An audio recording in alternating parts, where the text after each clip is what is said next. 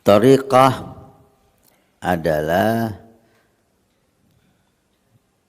ajaran untuk membimbing batin kita, roh kita dengan mudah sampai ke Allah. Seperti halnya madhab adalah cara kita beribadah zahir untuk sampai ke Allah. Thariqah sama madhab sama. Madhab ibadah zahir, thariqah ibadah batin. Karena di Islam ini ada ibadah zahir, ada ibadah batin. Seperti hanya madhab, ada madhab Syafi'i, Maliki, Hambali. Demikian juga thariqah. Mereka sesuai pengalaman mereka sampai ke Allah. Thariqah Sayyidina Syekh Abdul Qadir Jalani maka diambil daripada Sultanul Auliya Syekh Abdul Qadir Jalani, cara-cara beribadah sesuai dengan pengalaman Syekh Abdul Qadir Jalani ketika berjalan dan sampai ke Allah. Jadi thariqah itu pengalamannya sahibut thariqah ketika dia berjalan menuju ke Allah. Oh, dengan zikir ini, cara ini, ibadah ini, pengalaman sampai ke Allah, sehingga dia membuat, oh cara ini yang nyampe ke Allah. Sayyidina Ahmad Ar-Rifai punya cara sendiri untuk sampai ke Allah, sehingga dia mengarang thariqah. Cara sampai ke Allah menurut saya semacam ini, karena dari pengalaman pribadinya, gitu. Demikian juga Syekh Ahmad At-Tijani dan Syekh Asyadiliyah dan seterusnya. Tapi semuanya itu sepakat, thariqah mereka tidak keluar dari Al-Quran dan hadis. Thariqatuna mabniyatun alal kitab wa sunnah. Sayyidina Imam Junaid Al-Bustami, Sayyidut Ta'ifah mengatakan, thariqah kita terbangun di atas pondasi Al-Quran dan hadis.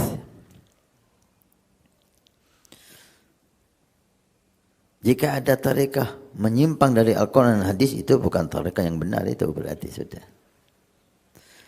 Kembali kepada pertanyaan. Nah, thariqah yang dimaksud tidak tahu thariqah apa, yang jelas cara-cara yang dilakukan, cara-cara yang aneh. Mandi sebanyak 3 kali. Kemudian ada larangan untuk berzikir di jam-jam tertentu. Ini udah melanggar sunnah. Sunnah mengatakan kita disuruh berzikir setiap saat. Udkurullaha dzikran katsira. Perbanyak zikir kapanpun. Al-Quran mengatakan qiyaman wa qu'udan wa ala junubikum. Berdiri zikir, duduk zikir, tidur zikir. Zikir enggak ada waktu. Nah, kalau ada larangan waktu untuk berzikir, ini sudah melanggar, bertentangan dengan sunnah. Nah, kalau sudah bertentangan dengan sunnah, ya jangan dekat-dekat, gitu loh. Jangan memvonis thariqah yang Anda maksud itu sesat dan jelek. Lah, saya tidak memvonis. Tapi poin yang saya bahas, poin larangan zikir itu tidak ada dalam Islam. Dilarang zikir di tempat-tempat yang jelek, di jeding, kamar mandi, tempat najis dan seterusnya. Tapi waktu zikir enggak ada larangan, kita disunahkan dia setiap saat berzikir kepada Allah Subhanahu wa taala.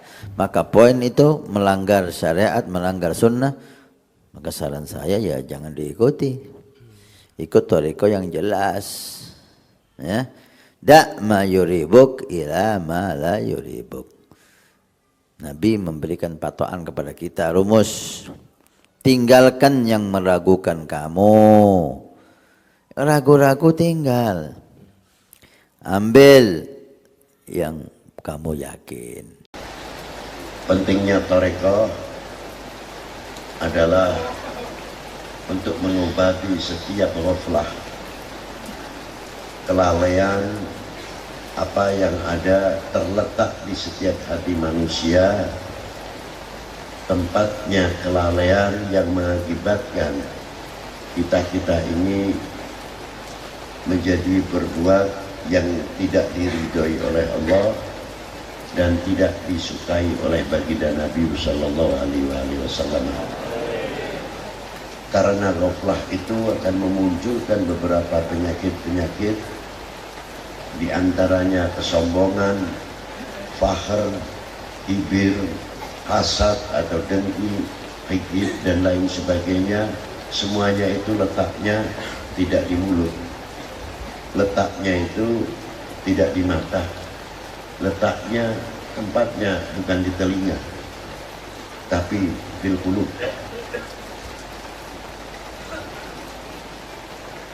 Setiap hari kita telah menyucikan dengan air wudhu.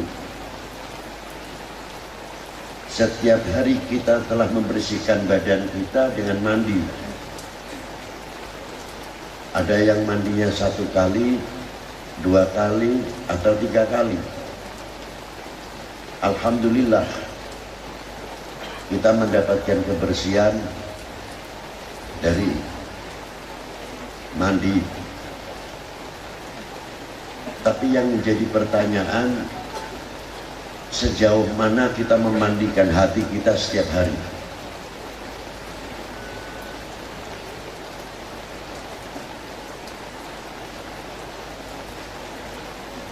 Kalau mandi wudhu ada airnya, entah itu air hujan, air salju, air laut, air sungai, air sumur, air embun, sebagaimana diterangkan di dalam kitab Takrib Al-Miyahu Sab'atun. Itu jelas ada alatnya. Nah, alatnya untuk membersihkan hati ke pengganti air itu apa? Ala bidzikrillah tatmainnul qulub. La ilaha illallah. Itu diantaranya untuk membersihkan al-qalib, bukan kulub saja, sehingga bisa mengkikis, membersihkan ghaflah kita semuanya kepada Allah Subhanahu wa ta'ala. Dan yang paling mengkhawatirkan sekali, jangan sampai ghaflah ini ketika waktu nazak. Lupa ini ketika waktu nazak kita lupa kepada Allah Subhanahu wa ta'ala. Bahkan di sebelah kita itu terkadang mengingatkan Allah, Allah, la ilaha illallah. Karena tidak terbiasa, akhirnya lupa apa itu la ilaha illallah, apa itu Allah, Allah. Faliyadzubillah min dzalik. Disinilah definisi perlunya tarekat. Kita kewajiban untuk menggapai memasuki tarekat, intinya untuk membersihkan ghaflah kita kepada Allah Subhanahu wa ta'ala. Jangan dikira masuk tarekat itu itu gampang, itu sunnah. Loh, kapan kita membersihkan hati kita?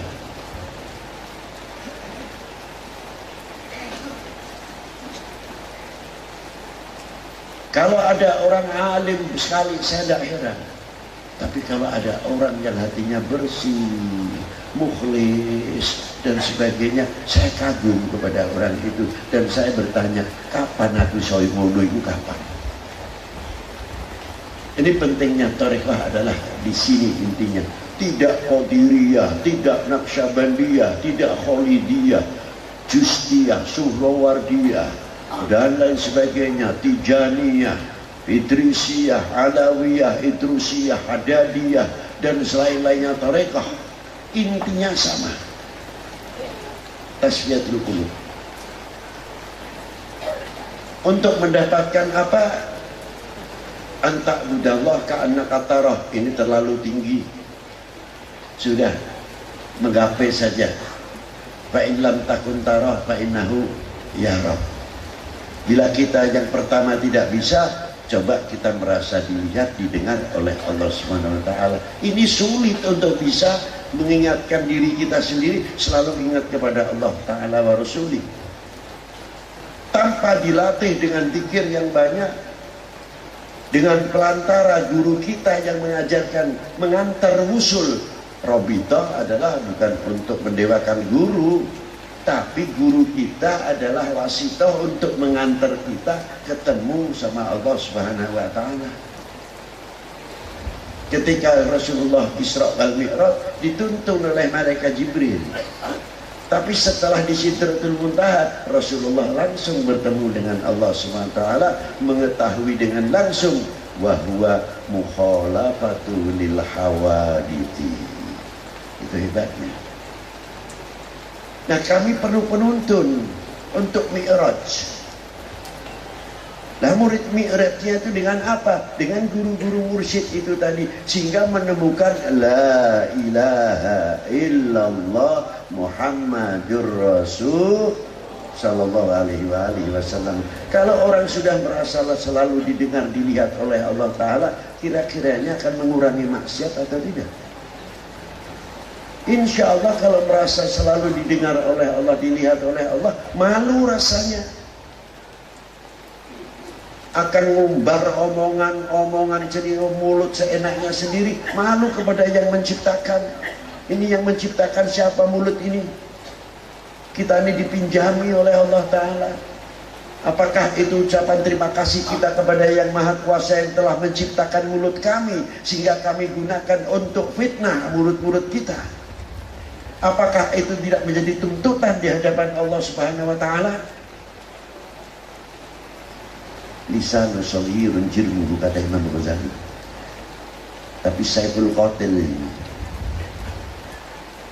kelihatannya sepele, lidah tidak bertulang, tapi sekali-kali bisa membunuh orang karena lisan.